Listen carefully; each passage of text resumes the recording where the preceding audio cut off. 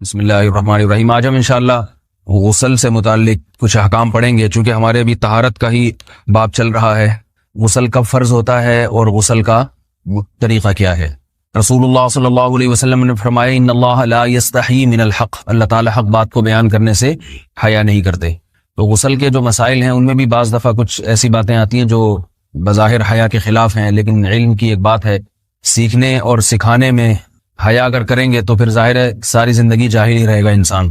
اور غسل کے مسائل سیکھنا اس لیے ضروری ہے کہ غسل جب فرض ہوتا ہے تو جب تک مکمل غسل نہ ہو آپ کی نماز ادا نہیں ہوتی۔ رسول اللہ صلی اللہ علیہ وسلم نے فرمایا الماء من الماء، حدیث ہے کہ غسل فرض ہوتا ہے خواہش نفس کے ساتھ جسم سے منی خارج ہونے سے۔ مرد پہ غسل کب فرض ہوگا؟ جب اس کے جسم سے شہوت کے ساتھ منی خارج ہو۔ منی بالکل سفید رنگ کی چیز ہے، ایک ہوتی ہے مزی۔ شہوت پیدا ہونے سے اگر کسی کے مرد یا عورت کے صرف رطوبت خارج ہونا شروع ہو گئی، اس سے غسل فرض نہیں ہوتا۔ جب تک مکمل شہوت پوری نہیں ہو جاتی اور مادہ منویہ خارج نہیں ہو جاتا، چاہے احتلام کی صورت میں ہو یا کسی بھی طرح سے ہو۔ مردوں کے ساتھ چونکہ یہ بہت زیادہ ہوتا ہے، نائٹ فال کی صورت میں مردوں پر غسل کی یہ صورت بہت زیادہ فرض ہوتی ہے۔ جیسے ہی بلوغت ہوتی ہے تو احتلام شروع ہو جاتا ہے، ہفتے میں 1 دفعہ 2 دفعہ 3 دفعہ، بعض نوجوانوں کو روزانہ بھی 2 دفعہ ہوتا ہے، جبکہ خواتین میں یہ والے غسل کی صورت بہت ہی کم ہوتی ہے کہ ان کو نائٹ فال ہو یا اس طرح سے غسل فرض ہو۔ ہزاروں میں کسی ایک عورت کے ساتھ ایسا ہوتا ہے۔ ایک صورت تو یہ ہے غسل فرض ہونے کی۔ دوسری صورت کیا ہے کہ جب انسان اپنی زوجہ کے ساتھ ملاپ کرے اور انٹرکورس ہو جائے، چاہے اس صورت میں ڈسچارج دونوں میں سے کوئی ہو یا نہ ہو، لیکن دونوں پہ غسل فرض ہو جائے گا، مرد پہ بھی اور عورت پہ بھی۔ یہ تو مردوں کے غسل کے فرض ہونے کا ہے۔ مردوں کے غسل میں ایک چیز یہ بھی ہے کہ اگر آپ نے رات کو نیند کی اور صبح آپ اٹھے اور آپ نے کپڑوں پہ نشان دیکھا، اب آپ کو یہ پتہ نہیں چل رہا کہ یہ منی کا نشان ہے یا مزی کا ہے، تو بھی آپ پر غسل کرنا فرض ہے۔ یہی سمجھا جائے گا کہ یہ آپ خواب میں ڈسچارج ہوئے ہیں۔ عورت پر جو غسل فرض ہوتا ہے ایک اور صورت میں ہوتا ہے کہ جب خواتین کو ایام آنا بند ہو جاتے ہیں، حیض یا نفاس سے جب پاک ہو جائیں، تو بھی ان پہ غسل فرض ہے۔ یہ تو غسل کی فرضیت سے متعلق احکام تھے۔ کچھ چیزیں ایسی ہیں جن میں غسل سنت ہے، فرض نہیں ہے۔ جمعہ کے دن غسل کرنا رسول اللہ صلی اللہ علیہ وسلم نے بہت زیادہ تاکید کی ہے۔ سنت کی 2 قسمیں ہیں، سنت مؤکدہ اور سنت غیر مؤکدہ۔ مؤکدہ وہ ہوتی ہیں کہ جن کو چھوڑنے کا اگر کوئی معمول بنا لے تو گناہ کا خطرہ ہے، اور ایسا شخص قابل ملامت ہے، اسے شریعت ملامت کرتی ہے، برا بھلا کہتی ہے۔ تو غسل سنت مؤکدہ ہے، ہفتے میں 1 مرتبہ، چاہے جمعے کے دن ہو یا کسی بھی دن ہو۔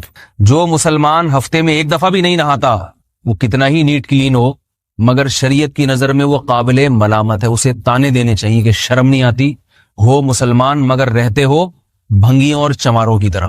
ملامت تو اسی کو کہتے ہیں نا۔ اس کی دلیل رسول اللہ صلی اللہ علیہ وسلم نے فرمایا، صحیح حدیث ہے، حق علی کل مسلم ان یغتسل کل اسبوع مرۃ، کہ ہر مسلمان پر لازم ہے کہ وہ ہفتے میں کم از کم 1 مرتبہ غسل کرے۔ ہر مسلمان پر لازم ہے، چاہے اس پہ غسل فرض نہ بھی ہو۔ اور کس دن بہتر ہے؟ جمعہ کے دن۔ نبی صلی اللہ علیہ وسلم نے حکم دیا ہے کہ جمعے کے دن غسل کیا جائے۔ امام احمد ابن حنبل کا مذہب یہ ہے کہ جمعے کے دن غسل کرنا واجب ہے، صرف سنت نہیں ہے بلکہ واجب ہے، لیکن جمہور کا مذہب یہ ہے کہ سنت عمل ہے۔ غیر مسلم جب اسلام قبول کرتا ہے تو اس وقت بھی اس کے لیے غسل کرنا سنت ہے۔ جب ہم مردے کو نہلاتے ہیں تو جو مردے کو نہلائے اس کے لیے بھی خود غسل کرنا افضل ہے، سنت عمل ہے۔ عید کے دن غسل کرنا سنت عمل ہے۔ تو یہ وہ تمام مواقع ہیں جن میں غسل کرنا رسول اللہ صلی اللہ علیہ وسلم کی سنت ہے۔ غسل کا طریقہ کیا ہے؟ غسل میں 3 چیزیں فرض ہیں، منہ بھر کے قلی کرنا، ناک میں پانی ڈالنا کہ ناک کی جو نرم جگہ ہے یہ اچھی طرح تر ہو جائے، اور پورے جسم پہ 1 مرتبہ پانی بہا دینا کہ جسم میں بال کے برابر جگہ بھی خشک نہ رہے۔ یہ تو ہے فرض، یعنی یہ کام کسی نے کسی بھی طرح سے کر لیا تو غسل ادا ہو جائے گا، چاہے اس کی نیت غسل کی تھی یا نہیں تھی۔ کوئی آدمی چلتا ہوا جا رہا ہے، پھسل کے تالاب میں گر گیا، پورے غوطے کھا کے باہر نکلا، قلی کر لے اور ناک میں پانی ڈال لے تو غسل اس کا ادا ہو جائے گا۔ البتہ چونکہ نیت نہیں تھی لہذا غسل کا ثواب نہیں ملے گا، ثواب نیت کے بغیر نہیں ملتا انسان۔ دلائل اس کے الگ موضوع ہے کہ اس کی دلیل کیا ہے کہ بغیر نیت کے بھی غسل ہو جاتا ہے، لیکن میں نے بتایا دلائل کا سیشن نہیں ہے، اس میں پھر بات لمبی ہو جائے گی۔ تو یہ تو ہے فرض، پورے جسم پہ پانی بہانا، کلی اور ناک میں پانی۔ سنت طریقہ کیا ہے؟ رسول اللہ صلی اللہ علیہ وسلم غسل کیسے کرتے تھے؟ سنت طریقہ جس پہ جو اختیار کرنا چاہیے، وہ طریقہ یہ ہے کہ جب آپ غسل کے لیے بیٹھیں تو سب سے پہلے وہ جگہ دھوئیں جہاں نجاست اور ناپاکی لگی ہوئی ہے. نائٹ فال ہوا, کسی کو احتلام ہوا, تو جہاں جہاں گندگی لگی ہے پہلے اس جگہ کو دھوئیں. استنجا کریں, شرمگاہ کو دھوئیں اچھی طرح. سمجھ رہے ہیں بات کو؟ اس کے بعد ہاتھ دھوئیں اور مکمل وضو کریں جیسے ہم عام حالات میں وضو کرتے ہیں. مکمل وضو کرنے کے بعد دائیں کندھے پہ پانی ڈالا, لیفٹ سائڈ پہ پانی ڈالا. پہلے زمانے میں تو چلو سے غسل ہوتا تھا, ہاتھ دھو لیے تو اب چلو سے پانی لے کے یہاں ڈالا جا رہا ہے, چلو سے پانی لے کے یہاں ڈالا جا رہا ہے, پورے جسم پہ ملا جا رہا ہے, اور چلو سے پانی لے کے 3 دفعہ سر پہ ڈالا جا رہا ہے. تو آج کل چلو الو تو ہے نہیں, شاور کے نیچے جا کے کھڑے ہو جاتے ہیں. تو اس میں یہ کہ شاور کھولے اس میں کھڑے ہو جائیں, سارے چلو اس میں خود بخود ہی ہو جائیں گے, پورے جسم پہ پانی بہہ جائے گا.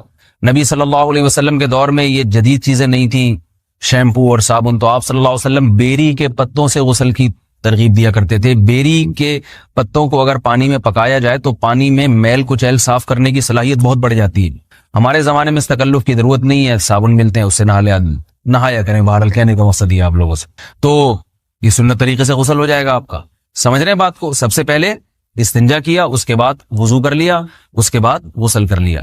اگر کسی نے غسل میں وضو نہیں کیا اور ویسے ہی پورے جسم پہ پانی بہا دیا تو بھی اس کا وضو خود بخود ہو جائے گا. اس غسل سے وہ نماز پڑھ سکتا ہے, کیونکہ بعض لوگ غسل کرنے کے بعد دوبارہ وضو کر رہے ہوتے ہیں. اس کی ضرورت نہیں ہے, کیونکہ جب غسل کرتے ہیں تو وضو والے اعضاء تو خود بخود اس میں دھل جاتے ہیں. یہ ہے غسل کا طریقہ. وضو کیسے ٹوٹتا ہے؟ جن چیزوں سے غسل فرض ہوتا ہے ان چیزوں سے وضو تو بہرحال ٹوٹتا ہی ہے. اس کے علاوہ بھی وضو ٹوٹتا ہے. اس سے پچھلے لیکچر میں نے کچھ تفصیل بتائی تھی کہ نجاست جسم سے کہیں سے بھی خارج ہو جائے یا نجاست نکل کے بہہ پڑے. اگر قضاء حاجت کی جگہوں سے نجاست خارج ہوئی ہے تو نظر بھی آ جائے وضو ٹوٹ جائے گا, اور قضاء حاجت کے علاوہ جگہوں سے اگر نجاست خارج ہوئی ہے, خون وغیرہ ہے جیسے, تو جب تک نکل کے بہے گا نہیں تو اس وقت تک وضو نہیں ٹوٹے گا. سمجھ رہے ہیں بات کو؟ وضو کا طریقہ کیا ہے؟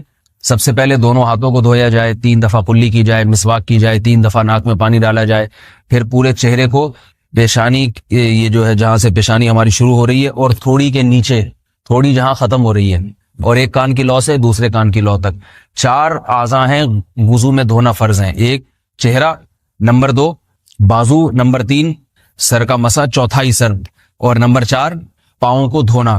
اس کی دلیل قرآن مجید کی مشہور آیت ہے فَاغْسِلُوا وُجُوهَكُمْ وَأَيْدِيَكُمْ إِلَى الْمَرَافِقِ. اللہ فرماتے ہیں ایمان والو, جب نماز کا ارادہ ہو تو اپنے چہروں کو اور اپنے ہاتھوں کو دھو, سر کا مسا کرو اور پاؤں کو ٹخنوں سمیت دھو. دھونے کا حکم ہے قرآن مجید میں. البتہ سر کے بارے میں یہ نہیں آئے پورے سر کا مسا کرو, بلکہ آ رہا ہے وَامْسَحُوا بِرُؤُوسِكُمْ. با کا لفظ ہے, با آتی ہے تبعیض کے لیے کہ سر کے بعض حصے کا مسا. اب بعض حصے کا قرآن حدیث میں کہیں تذکرہ نہیں ہے, تو اس میں فقہاء کرام کے اجتہادات ہیں. امام شافعی فرماتے ہیں تھوڑا سا بھی ٹچ کر لیا سر کو ہو جائے گا. امام ابو حنیفہ فرماتے ہیں نہیں, کم از کم 1/4 کا ہونا ضروری ہے. سب کے اپنے اپنے دلائل ہیں, ان دلائل میں نہیں جاتا. فقہ حنفی کو جو فالو کرنے والے ہیں تو ان کو چاہیے کم از کم 1/4 سر کا مسا, یہ فرض ہونے کے لیے ضروری. مگر سنت کیا ہے؟ پورے سر کا مسا. نبی صلی اللہ علیہ وسلم دونوں ہاتھوں کو بھگو کے پورے سر کا مسا کرتے تھے ایسے. سمجھ رہے بات کو؟ اور مسا کے جو یہ ٹیکنیکل طریقے ہیں کہ آپ یوں پہلے انگلی بنائیں, پھر یوں لے کر جائیں, پھر یوں گھما کے لائیں, پھر یوں, یہ ٹیکنیکل طریقے حدیث سے ثابت نہیں. مسا کا طریقہ کیا ہے؟ بھیگا ہوا ہاتھ لے کے ایسے پورے سر کو ہو گیا. پھر حدیث میں یہ بھی ہے کہ یوں لے جاؤ اور یہ بھی ہے کہ 2 واپس بھی لے کر آؤ, دونوں طرح سے ثابت. تو ایسے بھی کر سکتے ہیں کہ یوں لے جائیں, اور ایسے بھی کر سکتے ہیں لے کے جائیں اور پھر واپس بھی لے آئیں, دونوں طریقے جائز ہیں. لیکن کم از کم سنت اتنی ہے کہ پورے سر کا مسا ہونا چاہیے. بعض لوگوں کو شو مارنے کا شوق ہوتا ہے, اگر وہ واپس لائیں تو بال ان کے خراب ہو جاتے ہیں, کہتے ہیں یار یہ پھر مسئلہ خراب ہو جائے گا, تو پھر ایسے لوگ صرف یوں ہی لے جائیں کافی ہے. افضل تو یہ کہ یوں بھی لے جائیں, یوں بھی لے جائیں, دونوں طرح سے صحیح ہے. بہرحال دونوں حدیث سے ثابت ہیں. سمجھ رہے بات کو؟ اور یہاں ایک اہم مسئلہ بتا دوں, قرآن مجید نے پاؤں کو دھونے کا حکم دیا ہے, پاؤں پہ مسا کرنے کا حکم نہیں دیا. اور حدیث میں خفین پر مسا کرنے کا حکم ہے. تو قرآن اور حدیث کو فقہا نے جمع کیا ہے, لہذا وہ موزے جن میں آسانی سے پاؤں دھوئے جا سکتے ہیں ان میں چاروں ائمہ کے نزدیک پاؤں پہ مسا کرنا جائز نہیں. سعودی عرب میں جو بعض سلفی حضرات اور یہاں ہمارے ہاں بھی اہل حدیث حضرات نے عام موزوں پر بھی جو مسا کی ایک روایت ڈال دی ہے, اسلاف میں, تابعین, تبع تابعین میں اور چاروں ائمہ کے مذاہب میں اس کا ثبوت نہیں ملتا. اگر اسلاف میں کوئی قائل بھی ہے تو ایک شاذ قول, اکا دکا قول ملتا ہے, ورنہ یہ ائمہ اربعہ کے مذہب کے خلاف ہے. اور جو احادیث جو نقل ہوتی ہیں صحیح سند کے ساتھ ان کے بھی خلاف اور قرآن کی آیت کے بھی خلاف ہے. اس لیے کسی نے عام ساکس پہ اگر مسا کر لیا، جو عام طور پہ آفس پہن کے جاتے ہیں لوگ، اس میں تو پاؤں، آپ اگر ساکس کو پانی کے نیچے رکھیں پورا پاؤں دھل جائے گا آرام سے. تو وہاں کیا ہو رہا ہے کہ قرآن مجید کے حکم کی مخالفت لازم آ رہی ہے، آپ پاؤں دھو نہیں رہے. تو اس لیے ہم یہ سمجھتے ہیں کہ اس صورت میں نماز ادا نہیں ہوگی. سعودی عرب میں بعض سلفی حضرات نماز پڑھاتے ہیں، وہ ایسے ہی کرتے ہیں کہ عام ساکس پہ مسا کر کے نماز پڑھا لیتے ہیں. تو فتویٰ اسی پر ہے کہ ان کی اگر کسی کو یقین ہے کہ اس نے عام ساکس پہ مسا کر کے نماز پڑھائی ہے تو اس کے پیچھے نماز ادا نہیں ہوگی، کیونکہ قرآن کے مطابق اس کا وضو ہوا ہی نہیں ہے. صدیوں تک کوئی بھی اس قول کا قائل نہیں رہا ہے کہ عام ساکس پہ بھی مسا ہو جاتا ہے. یہ ابن تیمیہ رحمہ اللہ تعالیٰ 7ویں صدی میں اس کے قائل تھے، اور تابعین میں اکا دکا قول ملتے ہیں اس کے، لیکن شاذ قول ہیں، مرجوح قول ہیں جن پر امت نے فتویٰ نہیں دیا. اور اب سعودی عرب میں بعض سلفی حضرات اس کے قائل ہیں. ہمارے ہاں اہل حدیث حضرات بھی چونکہ اکثر سعودی عرب کے سلفی حضرات ہی کو فالو کرتے ہیں، تو انہوں نے بھی وہیں سے یہ فتویٰ لیا ہے. لیکن ائمہ اربعہ کے مذہب میں اور دلائل کے لحاظ سے دیکھا جائے تو یہ مذہب کمزور ہے. قرآن نے پاؤں کو دھونے کا حکم دیا، آپ دھوئیں گے پاؤں جب تک دھونا ممکن ہے. چمڑے کے موزے ہیں، ان کو دھونا ممکن نہیں ہے اتارے بغیر، لہذا ان موزوں کے اوپر مسا ہو جائے گا. تو اس سے قرآن پر بھی عمل ہو جائے گا اور حدیث پر بھی عمل ہو جائے گا. اس لیے ائمہ اربعہ نے جو قرآن و حدیث کو سمجھ کے جو فیصلہ کیا ہے اس پہ چلنا ہمارے لیے زیادہ مفید ہے بنسبت آج کل کے جو علماء ہیں ان کی اپنی ذاتی آراء پر. اس لیے یہ بھی ایک وضو سے متعلق اہم مسئلہ تھا. سمجھ رہے ہیں؟ باقی تو ماشاءاللہ وضو کرنا سب کو آتا ہی ہے. اور وضو کے بعد دعا کیا ہے؟ کلمہ شہادت، اشہد ان لا الہ الا اللہ وحدہ لا شریک لہ اشہد ان محمدا عبدہ ورسولہ اللہم اجعلنی من التوابین واجعلنی من المتطہرین. اے اللہ تو مجھے بار بار توبہ کرنے والوں میں شامل کر دے اور بار بار پاکیزہ رہنے والوں میں شامل کر دے. توبہ اس لیے کہ میں نے ظاہری طہارت تو حاصل کر لی، مجھے روحانی طہارت بھی عطا کر دے. اگر میں نے گناہ کی ہوں تو مجھے ان سے بھی توبہ کی توفیق عطا فرما لے، تاکہ اس لحاظ سے بھی میرا وضو ہو جائے، اس لحاظ سے بھی میں پاک ہو جاؤں. سبحانک اللہم و بحمدک، نشہد ان لا الہ الا انت، نستغفرک و نتوب الیک.